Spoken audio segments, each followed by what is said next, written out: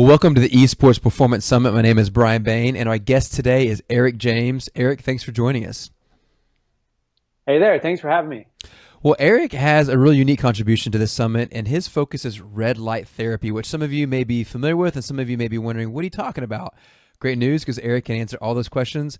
Eric, do you mind giving us a little bit of background on yourself, and then we'll just roll right into what is red light therapy and why should we care? Yeah, absolutely. So I'm an entrepreneur and started many companies over the years. Most of them have been in technology. And then throughout that, I've ended up having some health challenges that have come out of that from sitting in the chair all day, as I'm sure some people watching can associate to that. And then throughout the years, ever since the 90s, I was interested in lasers for using for health benefits, basically. Because my stepmom had neuropathy, nerve pain in her feet, and she said the only thing that would help was these boots that had like red lasers and red LEDs in them. And it didn't sound real to me at all, but I, didn't want to burst her bubble. As a kid, you have all these things in your mind, like, what are you talking about? Yeah, exactly. So that stuck in my head, though. I was like, what? That's like something out of Star Trek. So then over the years, with different health challenges I had and different challenges in my family, every time I would do research on PubMed, there kept coming up stuff like about blood platelet count, about fatigue, about wound healing, all kinds of stuff. That kept coming up with positive results from red and near-infrared light and lasers. And then recently, a few years back, a Harvard researcher named Michael Hamblin did some studies that showed that LED lights have the same effect as the lasers. Everyone thought it was the lasers that were the important thing, but it's actually just the wavelength of light. So I knew it was... Quick physics question here. Sure, yeah. What makes the difference? Because the wavelength is what defines the laser aspect, or is the laser just the intensification of it? It's neither one, actually. It's cohesive light, it's called. Interesting, because I mean the spectrum of light, the light spectrum is like a fascinating thing to me in terms of like all the different wavelengths and their impact, and all, the fact that radio waves and visible light are all part of the same spectrum is crazy. Yeah. So I was hoping that was going to tie in right there, but it didn't. Absolutely, yeah. So there is that whole spectrum, and of course there's the visible light we can see, which is a very small percentage of the total. If you get into the ultraviolets and things like that, people have heard, UV is bad because it will give you a sunburn. So it's more energetic, and that's why it actually is harmful to the cells. And then you move down into the near infrared and then far infrared. And far infrared is just heat, basically. So when you stand out in the sun and a cloud goes over and you get cold, and then the sun comes back out and you feel yourself warm back up, the difference isn't brightness. It's just the far infrared hitting your body and warming you up. So far infrared, another way to think about it is heat. So a sauna is kind of like light, but it's actually heat as well. And so people thought lasers, what was helping people was actually the wavelength of light. Interesting. Yeah. So that means, as an example, like red is 660 nanometers. And they thought it was red lasers because lasers have cohesive light. And so that's why they stay together. In other words, like they don't expand out like a flashlight. It keeps going straight, but it can be the exact same wavelengths of light. The thing is, though, when a light hits your skin, because we are mostly water, just like if you shine a light into a lake or a thing of water from an angle, it will change the direction of the way the light is going. I don't know if anyone's ever done that experiment, but you can Google it and stuff. If you shine a light at water, it will change the direction. And so it turns out that when the light goes into our body, it basically turns into cohesive light anyway. So effectively, you don't need to have the laser in the first place. So Michael Hamblin, Dr. Michael Hamblin theorized this, and he's a Harvard Medical School researcher, so he's a pretty big deal in this field. And he did a bunch of studies where they tested lasers and LEDs on exactly the same setting and conditions and everything, and they had the exact same results. Interesting. So since then, there's been basically like an explosion in red light therapy, because you used to have to go to a medical office, or maybe if you were a very, very high-end professional athlete, some professional sports teams had these red lasers that they would use, but then now it's becoming more and more accessible where you could use it daily. And so there's some studies on daily use, and the results are pretty profound. So, well, and let's talk about first of all, I just want to zoom back a little bit, because I remember when when Darby mentioned that you're going to be on the summit, and he mentioned, yeah, man, Eric is doing this really cool stuff with red light therapy, and I was like, what? I mean, I had no backdrop at all, and I'm, like just anytime, I'm sure you get this a lot. The first response people probably have is seriously, like, I mean, is this for real? I'm sure you deal with plenty of things like that, but then as I've been thinking about it, I was like, well, everyone says I mean, literally standing in sunlight can be healthy for you. You're getting vitamins out of the sunlight. There is a direct correlation there with light and health. And people can talk about being inside under fluorescent lighting all the time and not being in sunlight is detrimental. So there's a very accepted dynamic as far as light impacting you in healthy and unhealthy ways. So it makes sense. Like, well, why can't red light therapy be one of those legitimate aspects? So that's kind of what's got me totally here. So there is kind of a logic leap where people are just not used to thinking about it that way. But when you associate it the way you did, it's like we're getting more used to the idea. Like, yeah, if I'm inside all day under fluorescent lights, I don't feel good. And then I go outside and it feels amazing. Right. And like you go on vacation specifically to go somewhere warm where you can lay in the sun. It's like we are drawn to the sun. When they talk about people in the Northwest, when it's cloudy all the time, literally there's higher cases of depression and things like that because they're missing that light. There's something there. So yeah. So one of the ways we like to phrase it is light is a nutrient. So that's kind of a new way to spin it. So if light is a nutrient, you actually need a lot of different wavelengths. The specific effect red and near-infrared light have is different than the blue light or green light, which also have positive benefits. But red light specifically acts on the mitochondria in your cells. So to rewind back to biology class, basically inside of every one of your cells, there's hundreds or sometimes thousands of mitochondria, sometimes tens of thousands of mitochondria in each cell. So like your brain, as an example, has the cells in your brain are very, very mitochondrial rich areas. And then the red light, if you shine even your light from your cell phone or a flashlight, when you're a little kid and you shine a flashlight through your cheek, you can see your cheek light up red. Right. So that's most people's first interaction with like red light. And red light is unique in that it penetrates through human tissue. So basically, if people don't want to get red light therapy from you, you could just give red light therapy to it. No, I'm kidding. Yeah, you could. You're getting probably be very effective. Yeah. Well, but actually right there, you just mentioned cell phones though, and you always hear, the light on your phone is bad for you falling asleep. That's why like in my iPhone, you can go in the sleep mode or a different light where it's like a bluish tint instead of it's orange tint or something like that. Orange tint. Yeah, orange tint. Instead of blue, maybe because one keeps you awake and one, I don't know if it helps you fall asleep, but it doesn't keep you awake as much. Again, impact of light. Yeah. So here, I'll show you what I mean by the flashlight real quick. So like on my cell phone, if I put my finger over it, right, you can see, well, the exposure is pretty bright, but you can see it's red. And if you just try that with your cell phone. So all the flashlight is white light, but only the red makes it through. So all the other wavelengths are stopped right at the surface of the skin.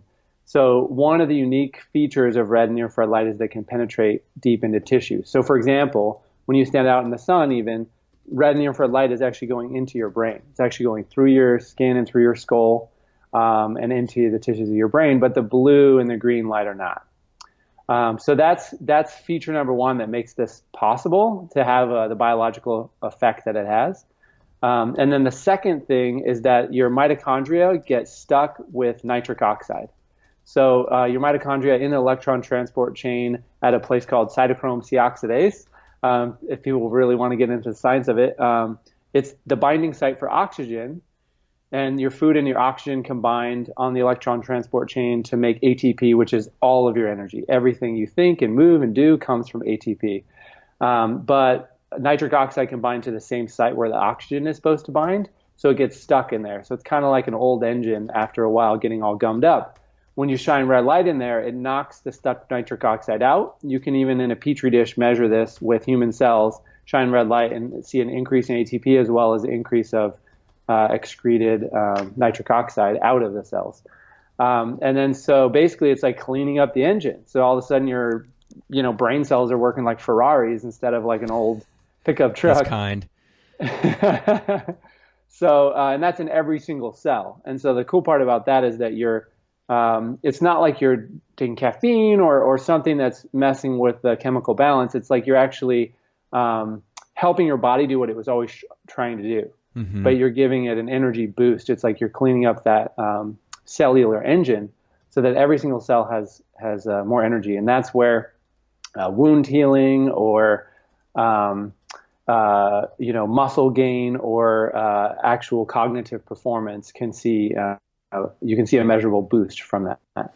Okay, this is good. I want to backtrack a little bit to make sure I'm catching all this. So, is Sure. red light therapy in some way simulate? Because you mentioned when you're standing in the sun, really red light is actually passing through you because that's part of the light we're getting from the sun.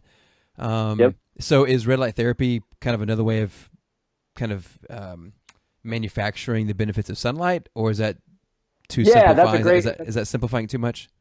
No, I think that's so. The theory of why we evolved to have this even work the way that it does is because we used to be in the sun a lot more. So we used to spend the majority of the time in the sun, and now we spend the minimal amount of time possible basically in the sun. But there is one feature here where you can't get enough sun, or you can't get the same quantity of sun to get the maximum dose of red and near infrared light without getting burned. So then now we're kind of going above and beyond what nature and evolution did, which is we're taking advantage of this fact by shining just near red and near infrared light without any of the other spectrum. So you can get 100 times the amount of red light that you could in the sun. So really like you're getting the red and near infrared light without all the UV Yep, that burns you. exactly. So Interesting. it's fascinating. It's like one of those things, the more that you study it, the more interesting it gets. Well, that's happening so far because honestly, I wasn't sure what to expect as we started talking and stuff, but this is fascinating. So again, just rehearsing for myself and everyone listening. So essentially, the argument for red light therapy is that it's replicating the benefits of sunlight without the negatives. And that's a little simplifying because I guess you're probably not getting the vitamin D and stuff that you get. Precisely, You're not yeah. getting everything, but you're getting one of the benefits of sunlight without being in a tanning booth or being in the sun and getting burned and things like that. Yes, correct. Yes, you're getting some of the benefits, but there are other things. Like I still recommend everyone get at least 15 minutes of sunshine a day. I'll take their shirt off, that kind of thing, and get like every human being needs that. In addition to the red light, so sunlight's very healthy for you for sure, So if as long as you someone don't overdo it. if someone happened to spend a lot of time outside, would you be like, hey, you really don't need red light therapy because you're in the sun like hours a day? Or you'd be like, man, it doesn't matter who you are. This extra benefit is kind of, it's just helpful. I mean, is too much red light a problem? I guess is another way of saying. Well, there's a couple questions there. So if someone spends a lot of time in the sun, they definitely don't need it as much. But there are people who are looking to kind of optimize, maximize every single element they can. And so for those kind of people, we would say you would just use it half the recommended dose because you're already getting, say, half your dose from the sun, and you can get the other half from a red light therapy device, ours or one of our competitors. Go ahead. Now, so what do you base a recommended dose on? Like, where does that come from? Is it like body weight or something, or? Oh no, that's interesting. But it's from basically there's about 4,000 studies. Like red and near infrared light therapy is actually more studied than meditation, for example. Like it's actually very, very well researched. Wow. It's not well marketed yet.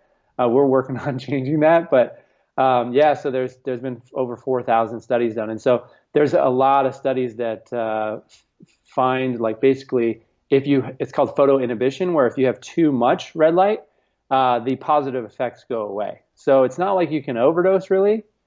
It's more like the positive effects go away because it starts adding more stress to your cells than the benefit it's giving. So it doesn't create a negative, but it's just not worth it anymore. It's like if you have a glass of water and you keep pouring water into it and it's full, like you can keep pouring water, but you're not going to make any positive difference. Kind of. It does actually go back down to the like if you look at the dose response curve, it starts out like your cells are not working optimally, and then they'll go up to working optimally, and then they'll go back down to where they originally were if you keep doing the dose. So there is a sweet spot, but it's not that sensitive. It's a pretty big window. And so we basically, based on Dr. Michael Hamblin from Harvard, he gives some guidelines, and then we also look through any of the studies that are really related to the topics that we're marketing towards. And so we give guidelines based on the kind of average of what those studies found the best results from. So we've done the work and we've put that down into an app that's available on the App Store for iPhone and Android that gives you those guidance. So depending on what you're trying to use it for, then you can pull up the recipe essentially. So this type of thing, we're really are there certain people who red light therapy is better for, or is it kind of like a multivitamin? Everyone should take some. You were breaking up a little bit. Can you ask that Yeah, I was question? asking, are there certain people who red light therapy is better for, or is it the type of thing that, hey man, everyone can benefit from this? It's kind of like a multivitamin. Yeah, everyone can benefit from it. There's a few things where you would notice a more acute change. So if you're super healthy, you already get plenty of sunlight, all that, you would probably have to measure something over 6 months or a year. For example, taking pictures of your skin or measuring your reaction time in gaming or something like that, where you have a measurable thing that you're able to differentiate where you might not notice it. But then if, for example, when I throw out my back, which I used to do fairly regularly, luckily I don't anymore, but and I put the red light on there, I can feel an absolute difference. I can feel my back muscles just release. And the reason why Go ahead. I was going to say the reason why that helps that way is because, like if someone dies, they get rigor mortis, they're clenched. And the reason why is because it requires ATP for us to release our muscles more than even to tense them. So it's basically like creating a boost of ATP in the muscles that are clenched from throwing out my back, basically. And you can actually feel it having the effect of releasing. But if your back didn't hurt and you didn't have that problem, you wouldn't notice. Sure, that makes sense. So let's go back to the benefits one more time, because I think you kind of share them in like a technical sense, and I want to go through those again and talk through why everyone listening should matter. Obviously, this is an esports audience, and the connection is probably obvious for a lot of people that people play video games inside, usually without windows open and all kind of stuff. So typical gaming environment would probably be an indoor dark one, and so it makes sense that something that can replicate benefits of sunlight could be of significant benefit. But let's try to maybe tie those together here. So one thing it says it acts on the mitochondria of your cells and can penetrate deep into the tissue and things like that.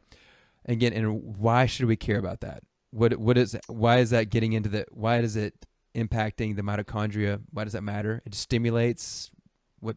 Yeah, so everything you do from thinking to moving uses ATP. So that's the unit of energy of life, basically. So every single cell in your brain, every cell in your eyes, and the whole rest of your body, your bones, everything, all use ATP. So essentially, there's what's called the mitochondrial theory of aging, and basically it's reaction time declines, strength declines, all these things decline, and there's a theory that that's because your mitochondria are performing worse and worse and worse. And so one of the reasons is they're gummed up with nitric oxide. So if you can knock that out with red light, it's sort of like youthing. It's like getting the performance you would have had when you were younger, as far as cognitively and physically. And then there's mood benefits, as far as there's been studies on depression and anxiety. And then there's been studies on, I have some notes specific to esports here, but yeah, the brain is one of the most incredibly rich places in mitochondria out of all the cells, so it can have a strong effect there. So the key benefit there is of it hitting the mitochondria is the cleansing component. Yeah, so basically, it's a secondary effect of cleansing them effectively. So when you clean them, that means that you have more energy in every single cell in your brain. Kind of like any kind of object or machine or whatever else. When you clean it, it tends to operate better. There's less friction and less gunk and things like that. Yeah, totally. Okay. So being able to think, more clearly, and then so there's kind of cognitive, and then there's the other supporting things. So there's reaction time, which of course is very important in esports, memory, executive function, focus, and those are kind of all in the brain. But then there's also injury prevention and healing from injury. So carpal tunnel, things like that are inflammatory in nature, which from a lot of being in front of the computer or esports in general can can cause that inflammation. And one of the effects I haven't talked about yet of red light therapy is that it turns the macrophage phenotype from inflammatory to anti-inflammatory. So it basically gives, after you use it, a significant decrease in inflammation. Interesting. So a lot of times that can help something get moving again, or help your body get kicked over the edge to heal something. So, and again, if someone's listening to this and thinking, this sounds awesome, I'm just going to go sit in the sun for 30 minutes tomorrow. Again, I guess, maybe another way to ask the question. So I'm wondering, like, how much, if someone spends 15 minutes in front doing some red light therapy, like how much time would they have had to spend in the sun to get the same benefits? Can that even be quantified? yeah. So like our devices are, say, 100, 100 to 250 times as bright at those specific wavelengths as sunlight. So you'd have to spend 100 times as long in the sun. Okay, so I mean, the idea of spending a little bit more time in the sun versus using this is just not even a discussion point. Like obviously, I'd prefer if people buy red light therapy devices, but at the same time, if you can't afford one or something, and you had, any of these things that you wanted to get those benefits, sunlight would help you, right? Mm-hmm. So like, it doesn't sound that reasonable that if you had carpal tunnel, that if you went and laid your arm out in the sun, it would help, but it absolutely will. Interesting. So, so I would say there's some partial truth to that, but then, the bang for the buck or bang for the time, 5 minutes on a red light on your arm is going to have a much bigger effect than an hour in the sun. So yeah, if you're really going to go spend a ton of time out in the sun, it's just, it will have a positive effect. Sure. It's just not as great. Sure. Just trying to be as authentic as possible. Yeah, no, I appreciate that. That's helpful. What about dangers, side effects, negatives? And like what, I mean, like you just mentioned, 100 times brighter than the sun. And my first thought was your eyes, can it damage your eyes and things like that? I'm curious what kind of concerns or things people should be aware of. So it's actually about, like, if you just look at it, it's as bright as the sun, but it's all that brightness is compressed down into 2 wavelengths, as opposed to having the whole spectrum of sunlight.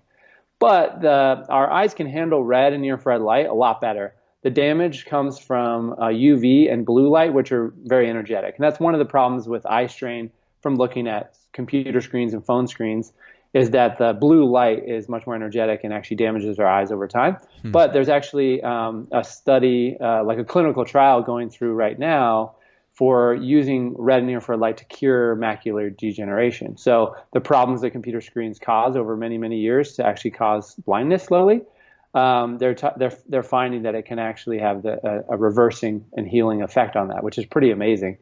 Obviously, this is not through the clinical trial yet, but they've had positive results so far. So there's been a lot of studies seeing is there any damage to the eyes, and there's no indication there's any damage. But just to be super, super safe, we provide 90% ND filter glasses that you wear. So it basically cuts down all the wavelengths by 90%. So only 10% of the light is getting into your eyes, which is an absolutely safe amount. Right. So, yeah. Nice.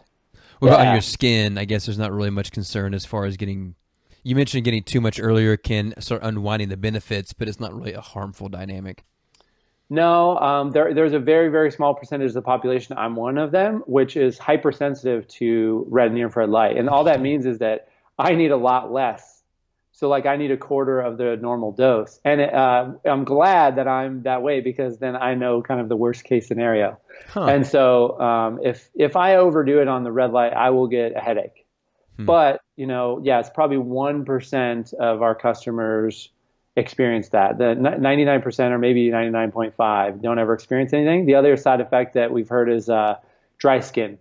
And my theory on why that's happening is because you're using up so much energy, so much more energy. You're using up that water as well. And so you have to, like, kind of like when you get a massage and they tell you, make sure to drink tons of water after this. You're getting a flush of nitric oxide into the bloodstream, all these things. So it's like, if you're going to use red light therapy or go in the sun for that matter, you want to make sure to drink tons of water as part of that. So those are the 2 basically side effects that have ever been measured. Well, so let's walk through this. Say, okay, I'm a gamer, and again, spend a lot of time indoors. But I mean, you name it. If it makes me a better gamer, I'm interested. You know, whether it be higher performance, injury prevention, injury healing, all of which you named as potential benefits of red light therapy. Absolutely. Like, so I guess basically you go on, you buy some red light device from you or from someone else. Mm-hmm. Like, walk me through, like, what happens then? Do you stand in front of it 15 minutes a day? Then, like, you expect benefits, you know, right away? Like, walk me through a little bit of what that can look like, obviously knowing that things can vary for every person a little bit. Yeah, absolutely. So it's basically meant to be used 5 days a week. Okay. And then if there's an acute thing going on where there's an active problem, you probably notice a difference right away. But if you're feeling good and super healthy, you might not notice a difference. Um, Over, a lot of the studies are 6 and 8 weeks long. So that's typical when you can expect certain results. So using 5 days a week for 5 to 10 minutes, depending on the use case on what you're trying to do, for 6 to 8 weeks. And then, so for example, with weight training, that's been studied, with skin, that's been studied, with anti-wrinkle. So it actually makes your skin look younger, these kind of things. A lot of times they'll take the before and after picture, and it's about a 6 to 8 week. But there is a question mark around the cognitive benefits and how quickly those happen. And so we're working on a study right now with a major university to try to actually figure that out. Is there an acute effect where you can shine red light on the brain and have better reaction time right then? Or is it like your reaction time consistently improves over those 6 to 8 weeks? And then if so, when does it plateau on the gains? And so that's something that hasn't been answered yet, but we're working on setting up a university study to do exactly that. And the idea, obviously, that you would even after the 6 to 8 weeks, you would continue doing the therapy on a regular basis, just like as a normal part of your routine. Yeah, as far as routine goes, yeah, it's like taking your morning vitamin. It's like getting your light nutrients for the day, and it's got that anti-inflammatory effect and the boost to the ATP, and it just kind of sets you up to win for the day. And you said about 5 times a week. Did you say time frame? Did you say 15 minutes, or did I make that up? 5 to 10 minutes. 5 to 10 minutes. Okay. Yep. Great. Yeah, so like if you have our large light that's full body, basically use it naked. And one of the benefits of that is you're getting light in areas where light doesn't normally shine, but we still need it. And so for me, I had problem with hemorrhoids from being at the computer so much. And red light therapy, that was one of the reasons I started the company, because it completely solved that problem for me. And I was like, man, that is, when you have that problem, it's pretty annoying. So if something can fix that, it's pretty amazing. But anyway, the full body front and back, it's just 5 minutes on the front of your body and 5 minutes on the back. And then if you had something in particular that you wanted to treat further, like if my back was sore or shoulders from sitting at the computer, or maybe my wrist from being on the mouse all day, I could move up close for an extra 5 minutes on that area. Speaking of mice, so that little red light on the bottom of the mouse is someone would be really cheap. Is that red light laser in the bottom of the mouse, or like a laser pointer? Is that red light in any way related to the red light that you guys are selling through your devices? It's probably the same wavelength. It's probably 660 nanometers, because interesting. That's a common laser wavelength, which is kind of how the research got started.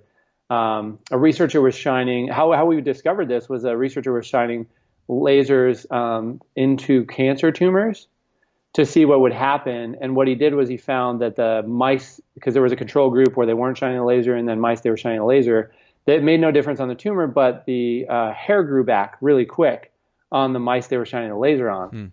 And so they're like, what is going on with that? And then that's how they figured out there's this increase in ATP production, so the cells can do whatever it is they're trying to do much faster and better. So you will notice your hair grows faster, your nails grow faster, these kind of things. So it can make hair grow faster. That's interesting. Absolutely. Yeah. Okay. So there's a lot of people who buy it for treating hair loss, and there's helmets that you can get that are specific for hair loss and stuff. But a lot of people use ours because ours is cheaper, and you can treat your whole body and still get the hair benefit. Okay. So and I've done a lot in the financial investing space in my career. Okay. And the reason I mention that is because there's a lot of money to be made there. And so there's a lot of people trying to do whatever they can to make money there. So that creates a lot of people who are really skeptical all the time, because they're just assuming there's a lot of unsavory things going on there. Yeah. The health space is also like that, as you know better than any of us. There's like just tons of stuff, people trying to make a quick buck, talking about health benefits. And so that creates a significant, in my opinion, barrier to entry because there's so much trust building that must take place before people really think, oh, this is really worthwhile and it's not going to hurt me, but it actually will be worth my money to help me.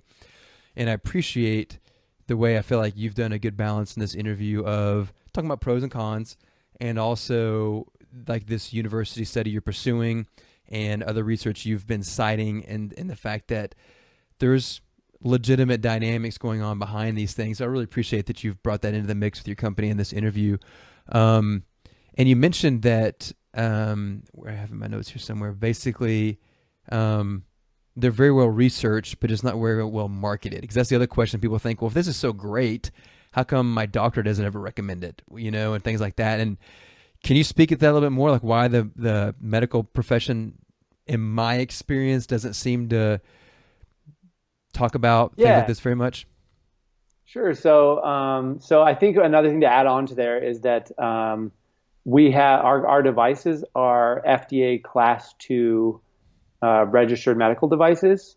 So it's not like some fly-by-night thing. Just and some of the other competitors are starting to pick that up too, because we want people to since this is legitimate, we want to make sure that people have the faith that hey, we're actually, researching this. There's a lot of backing behind it, and this is an FDA registered device. And what does Class 2 mean? Like FDA Class 2 mean?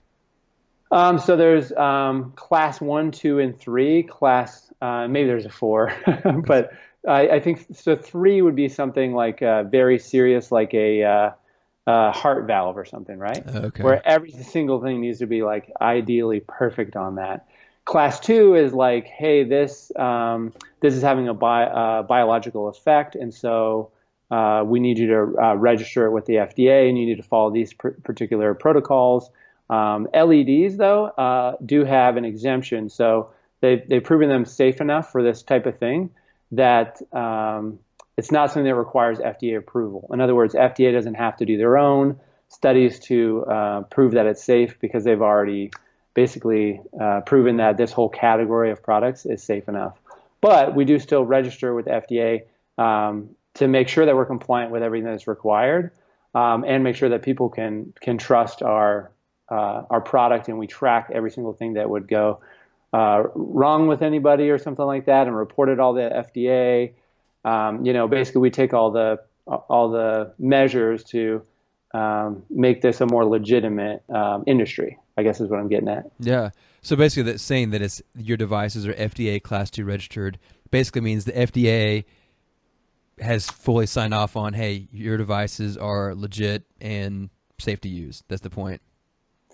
Yeah. So, but I want to make the distinction because we're required to by the FDA too that it's not FDA approved. But also okay. The reason it's not is because it's not required to be. So there's a little bit of a distinction there. Some of our competitors say their devices are FDA approved, but that's not true because it's impossible to get one of our devices FDA approved because they don't have to. So because the FDA has already determined this whole category is safe. Yes, exactly right. So I know that's a little bit too much in the weeds probably, but no. Well, I mean, again, in my opinion, and I think people listening, the trust building factor here is really important to really understand the nature of things because anytime you hear about something that's like, hey, this brings really significant benefits, you can't be thinking, well, why haven't I heard of this? What's the downside? And it's just unfortunately a natural reaction to people have been burned in the past, no pun intended. Yeah. But yeah, to continue on your question on that, so there's a couple components. The one is the lasers I talked about before. There absolutely have been huge, like if you go to an anti-aging clinic or you go to a dermatologist, or if you have a certain surgery where you have a scar on your face or certain things like that, they'll absolutely recommend red and infrared light therapy laser devices. But they are super expensive. So it was a thing where you'd have to go into the anti-aging clinic each time, and it was $200 a visit. Or if you had a scar that you wanted to heal, same kind of thing. And so it was maybe a once a week type of visit, and it was very specialized where that technology was recommended. And it was all lasers, which are expensive themselves.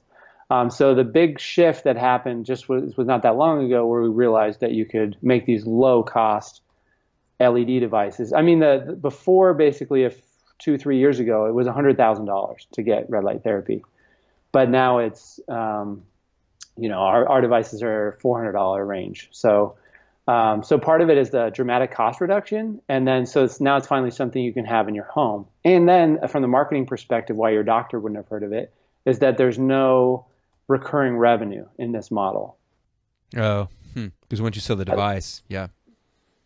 Yeah, so you buy the device once and then you're good to go. And so a lot of the pharmaceutical companies sponsor all these doctor conventions, and when you go into the doctor's office, you see the notepads are branded some medicine, and those Right. their whole business model is that if you start taking a certain medicine for depression or something like that, you will keep taking it for a long time, so they've got that residual income. Right. And so when you look at the business model difference, just the money is not there to promote a one-time $400 sale into the medical field. Yes, but that's changing fast. I mean, we have doctors order. I mean, probably 5 to 10% of our sales are doctors who are like learning about this, and they look at the research themselves, and they're like, "This is incredible. I need to check this out Yeah. myself and get one." And yeah, so we have a ton of doctors and researchers and people all emailing us every day, like, "Is this real? And can I buy one?" And Right. and then the other thing we do is that we offer a free 60-day trial. So basically, you can send it Oh, back wow. within 60 days. So if you're like, I don't feel anything, I don't, I'll just go in the sun, I don't really want this thing, you can send it back. We're not like upset about that. And then, Wow. but if you're like, hey, you know what, I feel better, I feel more energetic, my sleep is better, my focus is better, this thing works, then I want to keep it. And so that's the idea, is we want to make sure you have that option to make that choice.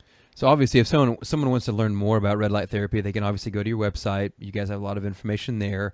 But then Yeah, again, people on the skeptical side or whatever else are thinking, okay, I need stuff outside of Eric's business, for example. Like, what if people want to learn more? Like, find some of these studies. How accessible is that kind of stuff? If someone wants to learn more before maybe making a purchase or something like that. sure. Yeah, so our website is redtherapy.co. So it's .co, not .com. So Red Therapy Company is the name of my company. And then if you email us, just click on the contact us.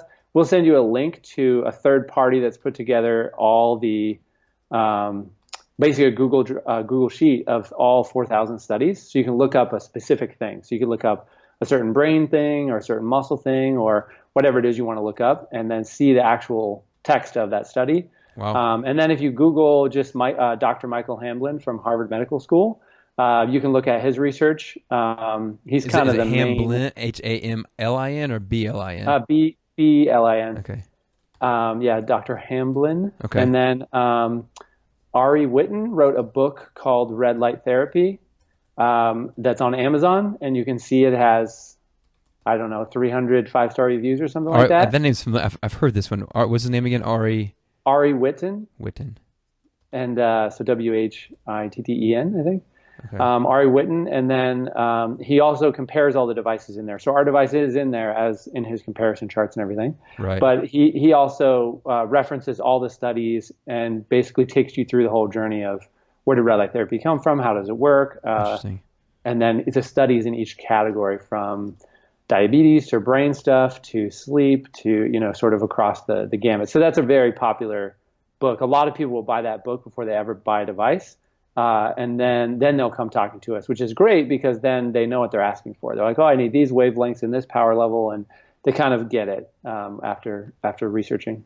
So something that I'm sure you do and every human being that I know does, you hear about a product like, well, I'm going to look on Amazon. So I just go on Amazon and typed in red light therapy, and it's overwhelming. There's tons of stuff on there, and you're a very fair guy, so no, you're not going to say anything negative. But my first thought is when I scroll through here is I would rather, I know it just looks like there's lots of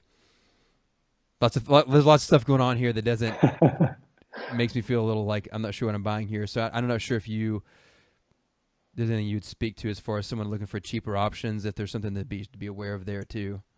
Yeah, so if you want something really small, you can get like a bulb that you can screw into a normal thing that is at 660 nanometers. You don't get the near infrared, but you do get the red. So if it was like a spot treatment, it's like a LED 660 nanometers. I think there's something like that on Amazon. And then a lot of the Amazon panels are basically copying our company.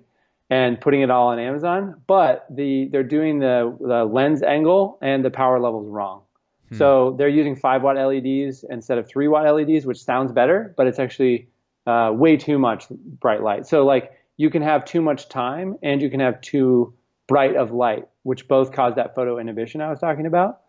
And so if you're going to buy one of these and spend that money, you want to make sure you're buying from a company that actually understands the research and like the power levels that you need. And so on Amazon, they're just basically doing super, super high powered red light panels that are not designed for this. So. Well, I mean, like anything you buy, whether it be a smartphone or whatever else or any kind of device, there's going to be usually the more expensive. Nah, I shouldn't use smartphones as an example, but usually the more expensive one is going to be usually higher quality. And there's anytime something is successful, there's going to be lots of knockoffs and stuff like that. And that's true with watches or whatever else. But usually, you in most cases you probably get what you pay for, and so that's good to be aware of. And I really appreciate you speaking into that. But this has been fascinating. Eric, honestly, looked at your site a little bit and it sounded pretty awesome before getting on the interview. But like I said, you're always like, well, what am I missing? Like what's behind the scenes here? What am I? And I think you've done a great job of introducing people to the topic, educating people who maybe already be familiar with this. And I feel, in my opinion, giving a very fair representation of the therapy. Really didn't talk about your company that much, which is very, you can, but obviously I feel like you've been a very, hey, here's what it does. Yes, we sell them too, but here's the benefits.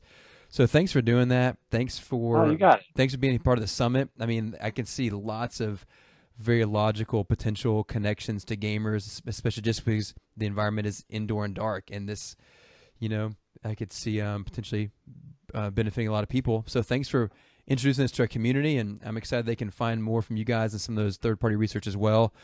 Anything you want to throw out there before we sign off here that maybe a question I didn't ask or something you wanted to say? Let's see here. I think, I agree with you. I'm really excited about the potential connection. And, that's kind of recent for us as a company to realize, hey, this is a spot that there could be a lot of benefit because of the reasons you mentioned. Mm-hmm. And then we did set up a coupon code should people want to buy from us. Nice. Shameless promotion. But it's just esports. So if you go to redtherapy.co and then if you buy one of our devices and you enter esports in the coupon code field, you get $25 off. No, nice. During the summit. So that's a way if people do want to just jump on it and try it, that's the best way to do it. Awesome. Well, hey, Eric, thanks so much. This has been great. Awesome. Thank you so much, Brian. See ya.